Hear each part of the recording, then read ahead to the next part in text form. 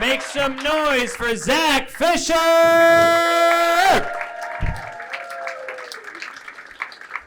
Keep it going for Nick, everybody.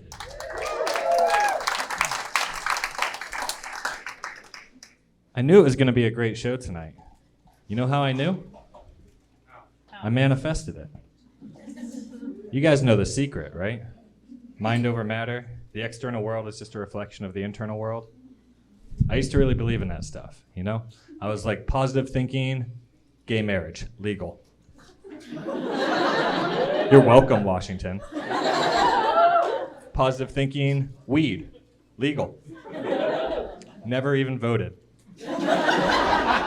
Mind over matter. Positive thinking, global pandemic. This was not on the vision board. And I think it might be my fault. Because the external world is just a reflection of the internal world. And I've been eating a lot of gluten recently. So the other day, YouTube, they sent me this survey, right? They wanted to know like the demographics of their creators, right? They asked me 4 questions. Okay, first they were like, what's your gender? Male, female, non-binary? I'm like, male.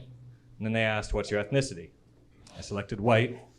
And then they asked, do you identify as a member of the LGBT community? I said, no. And then the 4th and final question they asked was, would you like to be invited to special events and celebrations based on your answers to the previous questions? Did YouTube just invite me to a hate group? They used to be so much more subtle about it. You know? They just recommend Joe Rogan videos and let the rest work itself out. Now they're like, YouTube presents January 6th 2. Still cooing. Too fast, too treasonous. You guys remember like how super sexual the early internet was, right? Every website had like that pop-up ad that's like hot sluts nearby or whatever. They've totally turned it around. Okay, like I was looking at porn the other day and I got a pop-up ad that was like 5 ways to keep your dog healthy. And it put me in a tight spot. Because I was really just there for the cum shots. But I do want my dog to be healthy. It's quite the conundrum. I'll be honest, I ended up closing the window, but then I felt really bad about it, you know? I'm like, am I a bad dog dad? I looked at my dog, he was giving me the most judgmental look I've ever seen. I found myself going back to that porn website when I wasn't horny and just clicking around to try to get back to that pop-up ad. I never found it. Even when I typed the word dog into the search, it never came up.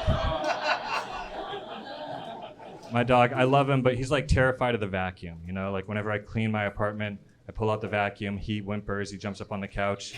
Does anyone else have a loved one who's anti-vax? Stupid joke. You guys know incognito mode, right? Like most people use it to look at porn discreetly. But does anyone else use incognito mode when you just have a question that you're embarrassed to have in your search history?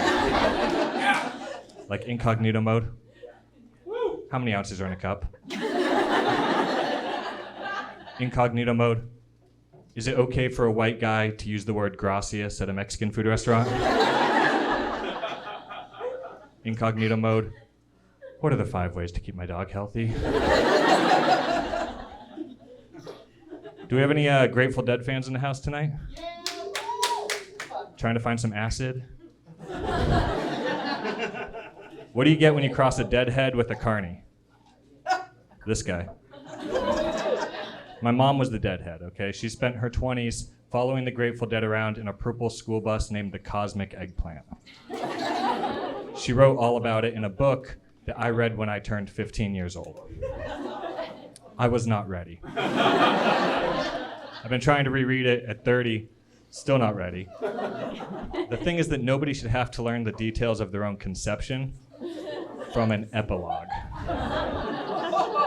I didn't even make the main storyline, you guys. My dad, he was the carny, and he's already played a bigger role in this joke than he did in my childhood. Moving on. I grew up in a part of Northern California called Humboldt County. Anyone here know Humboldt? All right, what do you guys know about Humboldt? That's correct. Humboldt County, for those that don't know, is where marijuana was invented. Basically, everyone down there grows weed, and that used to be illegal. So when I was growing up, I was told you should never ask people what they do for a living, which I find is still a good rule of thumb in Seattle, if you just want to avoid talking about software engineering. But I always categorized the growers down there in two distinct camps, okay? You had your hippie growers and you had your redneck growers, right? And you could tell who were who by the gang colors, tie-dye and camo. But as I got older, I came to realize that the hippies were just rednecks who were growing indica instead of sativa. You can spot the stoners in the room based on who laughed at that joke. My mom, she was definitely on the hippie side of the spectrum. And when you have hippie parents, it can be hard to tell what's real and what's pseudoscience. Okay, my mom told me a lot of things very matter-of-factly that I later learned were not facts. Things like The Secret. Some of you are pulling back on that one. Or the energy of crystals, or eating vegetables. Right? All this nonsense. And when I was a teenager, I started to really grapple with what's real and what's not. And I felt like I was starting to get a grip on it. And that's when I tried LSD for the first time. And I couldn't believe my mom was right about that one. Maybe I need to buy some crystals after all. Maybe vegetables? No. Everyone down in Humboldt now, the hippies and the rednecks, they're all preppers now. Okay, they're all preparing for the end of the world.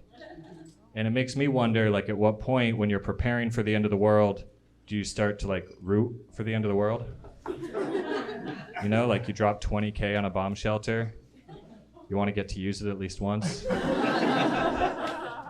When I was writing that joke, I was like, is $20K enough? Incognito mode. According to Google, it costs anywhere from $19,000 to $85 million to build a bomb shelter, which I would love to see the difference between those two bomb shelters. But regardless, I think I nailed it. Hey, you guys, I've been Xack Fischer. Thank you so much for your time. I hope you have a great rest of your evening.